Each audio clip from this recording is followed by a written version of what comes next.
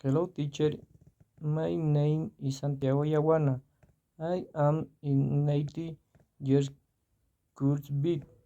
I am going to say 10 sentences using a lot of money and much. In my fridge there is a lot of cheese. In my fridge there aren't many eggs. In my fridge there is a lot of milk. In my fridge there isn't much feed. In my fridge there is a lot of yogurt.